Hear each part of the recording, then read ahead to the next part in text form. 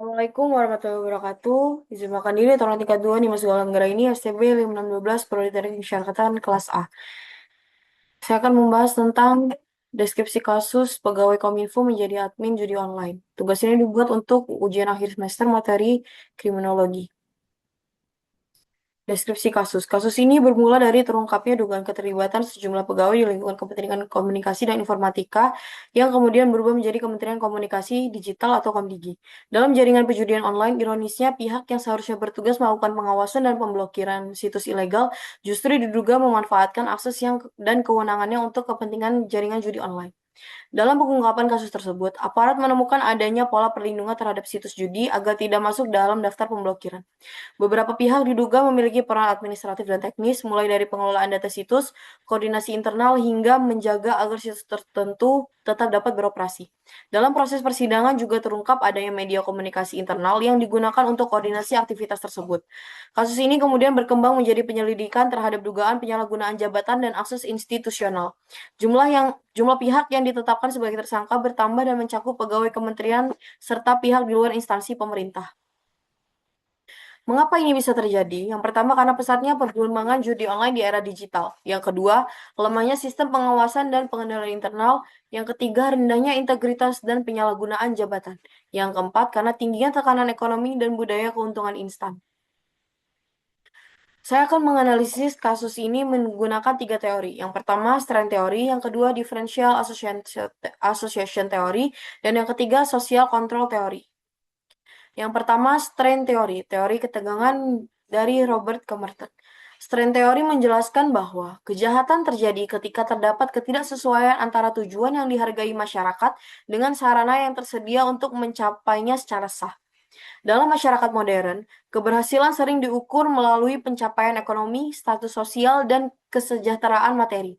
Namun, tidak semua individu memiliki kesempatan atau merasa cukup dengan cara-cara legal untuk mencapai tujuan tersebut. Menurut Merton, salah satu bentuk adaptasi terhadap kondisi tersebut adalah innovation, yaitu ketika individu tetap menerima tujuan sosial, misalnya memperoleh keuntungan ekonomi, tetapi menggunakan cara yang menyimpang atau melanggar hukum. Bagaimana sih strain teori ini dalam menjelaskan kasus?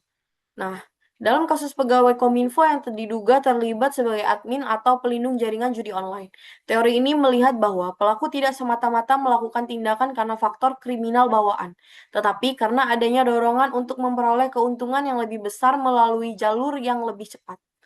Sebagai aparatur negara, pegawai sebenarnya telah memiliki pekerjaan dan sumber pendapatan yang sah. Namun, keberadaan akses terhadap sistem pemblokiran dan besarnya keuntungan dari industri judi online dapat menciptakan peluang untuk memperoleh keuntungan tambahan melalui cara ilegal. Dari sudut pandang teori ini, tindakan tersebut merupakan bentuk adaptasi inovatif, yaitu menggunakan posisi dan kewenangan institusi sebagai alat mencapai tujuan ekonomi. Nah, fakta yang mendukung kasus, pelaku berasal dari lingkungan kerja formal yang secara ekonomi telah memiliki penghasilan tetap, sehingga motif ekonomi tidak dapat dijelaskan semata-mata karena kemiskinan. Yang kedua, dugaan adanya perlindungan terhadap situs tertentu menunjukkan tindakan yang dilakukan secara sadar demi mempertahankan keuntungan. Yang ketiga, besarnya nilai ekonomi industri judi online menjadi faktor penarik yang dapat mempengaruhi keputusan pelaku. Differential Association Theory, teori asosiasi diferensial. Teori ini menyatakan bahwa perilaku kriminal dipelajari melalui interaksi sosial dengan orang lain. Seseorang belajar melakukan kejahatan melalui proses komunikasi yang mencakup yang pertama teknik melakukan kejahatan, yang kedua motivasi melakukan tindakan, yang ketiga pembenaran terhadap pelanggaran hukum, dan nilai yang mendukung perilaku tersebut. Semakin intens seseorang berinteraksi dengan kelompok yang mendukung perilaku menyimpang, semakin besar pula kemungkinan individu mengadopsi perilaku tersebut. Kasus pegawai Kominfo ini tidak menunjukkan pola tindakan individual yang spontan, melainkan adanya dugaan jaringan dan koordinasi antar pihak. Dalam konteks teori ini, keterlibatan pelaku dapat dipahami sebagai hasil proses belajar dalam lingkungan yang telah menerima praktik penyalahgunaan kewenangan sebagai sesuatu yang menguntungkan. Pelaku kemungkinan tidak hanya memperoleh keuntungan ekonomi, tetapi juga belajar tentang bagaimana mengatur situs agar tidak terblokir. Yang kedua, cara menyamarkan aktivitas. Yang ketiga, pembagian tugas antar pihak. Dan pembentukan rasionalisasi bahwa tindakan tersebut dapat dilakukan tanpa risiko besar. Teori ini menekankan bahwa kejahatan merupakan hasil dari proses sosialisasi dalam kelompok, bukan keputusan yang muncul secara terisolasi. Gimana sih different social association teori ini dalam menjelaskan kasus? Nah, fakta kasus yang mendukung yang pertama yaitu dugaan keterlibatan lebih dari satu pihak menunjukkan adanya pola kerjasama dan pembagian peran. Aktivitas perlindungan situs memerlukan pengetahuan teknis dan akses tertentu yang kemungkinan dipelajari melalui interaksi dengan jaringan. Yang ketiga, adanya komunikasi dan koordinasi mengindikasikan bahwa tindakan tersebut tidak dilakukan secara terstruktur. Nah, teori ini nih mampu menjelaskan bagaimana perilaku menyimpang dipelajari, tetapi kurang menjelaskan alasan awal kenapa sih pelaku pertama kali tertarik bergabung ke dalam jaringan tersebut. Yang ketiga, social control theory. Social control theory ini berpendapat bahwa manusia pada dasarnya memiliki potensi melakukan pelanggaran, tetapi perilaku tersebut dapat dicegah melalui ikatan sosial dan sistem pengendalian yang kuat. Hirschi membagi kontrol sosial menjadi 4 unsur. Yang pertama, attachment, yaitu tentang hubungan dan kepedulian terhadap orang lain atau institusi. Yang kedua, komitmen. Komitmen terhadap tujuan hidup yang sah. Yang ketiga, involvement. Keterlibatan dalam aktivitas positif. Yang keempat, belief, keyakinan terhadap nilai dan aturan hukum. Ketika salah satu unsur melemah, peluang terjadinya penyimpangan justru semakin meningkat. Nah, gimana sih social control teori ini dalam menjelaskan kasus? Teori ini nih efektif menjelaskan mengapa penyimpangan dapat terjadi di lingkungan birokrasi, tetapi kurang menjelaskan motif ekonomi dan proses pembelajaran perilaku kriminal itu dari segi apa dan dari mana. Evaluasi teori. Yang pertama, strength teori. Kelebihan teori ini kuat dalam menjelaskan kenapa seseorang terdorong melakukan pelanggaran hukum, terutama ketika mendapat tujuan ekonomi yang ingin dicapai melalui cara yang lebih cepat atau lebih menguntungkan. Dalam kasus ini, keterlibatan pegawai negara dalam aktivitas judi online dapat dipahami sebagai upaya memperoleh keuntungan tambahan dengan memanfaatkan akses yang dimiliki. Kelemahan. Teori ini kurang menjelaskan bagaimana tindakan tersebut dapat dilakukan secara terorganisasi dan bagaimana pelaku memperoleh pengetahuan teknis serta jaringan pendukung.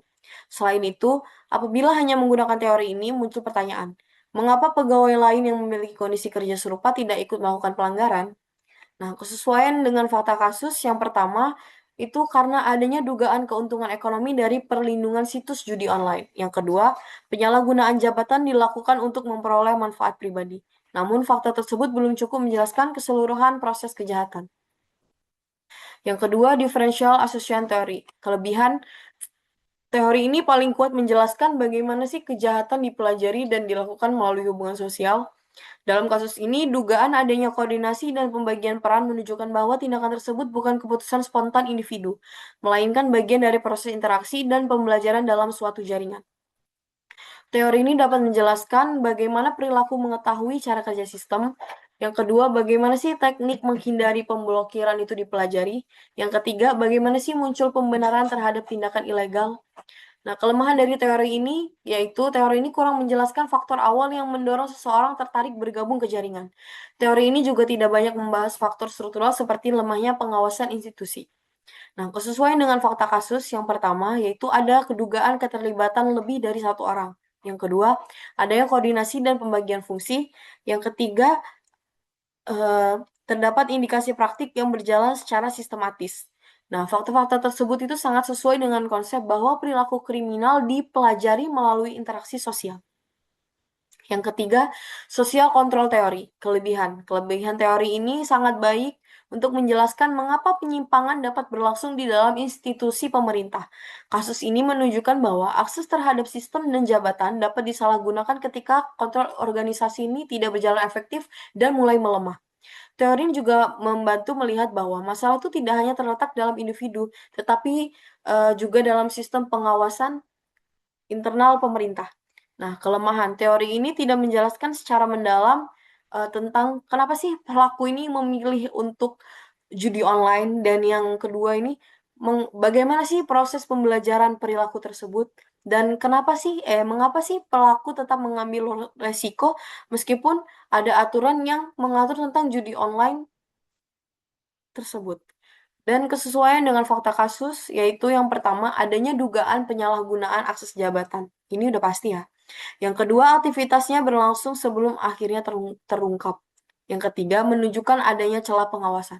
Namun teori ini lebih menjelaskan kondisi yang memungkinkan, bukan mekanisme terjadinya kejahatan itu seperti apa.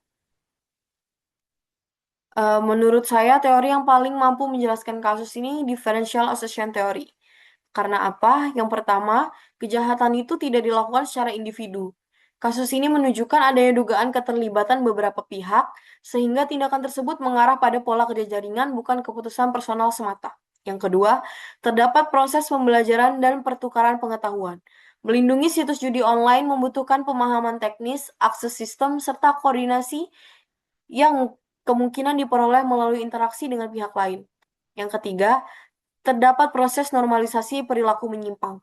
Dalam teori ini, individu dapat menerima tindakan ilegal sebagai sesuatu yang wajar apabila lingkungan sosialnya lebih banyak memberikan pembenaran dibanding dengan penolakan.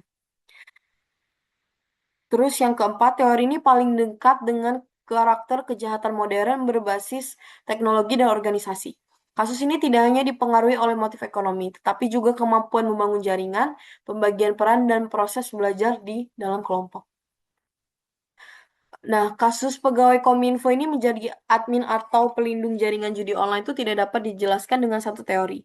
Strain teori ini menjelaskan tentang dorongan memperoleh keuntungan melalui cara yang ilegal. Kalau differential association teori ini menjelaskan bagaimana sih perilaku kriminal dipelajari dan dijalankan dalam jaringan. Yang ketiga, social control teori ini singkatnya itu menjelaskan tentang mengapa sistem pengawasan gagal untuk mencegah penyalahgunaan kekuasaan. Dengan demikian, kasus ini menunjukkan bahwa kejahatan itu merupakan proses hasil interaksi antara motif individu, pengaruh lingkungan sosial, dan lemahnya kontrol kelembagaan. Rekomendasi kebijakan yang pertama, penguatan pengawasan internal dan audit digital. Terus yang kedua, reformasi tata kelola dan transparansi.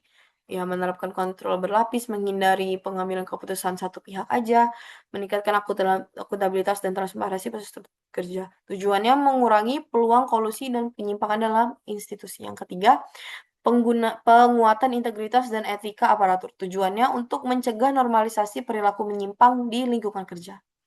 4. Optimalisasi whistleblowing system. Nah, sebagaimana yang kita tahu, aplikasi whistleblowing system ini sangat berpengaruh dalam dunia kerja pemerintah saat ini karena menyediakan kanal laporan yang aman dan rahasia. Tujuannya untuk mempercepat deteksi dini terhadap pelanggaran. Yang kelima, kolaborasi antar lembaga dalam pengawasan digital. Tujuannya meningkatkan efektivitas pencegahan dan penanganan kejahatan digital.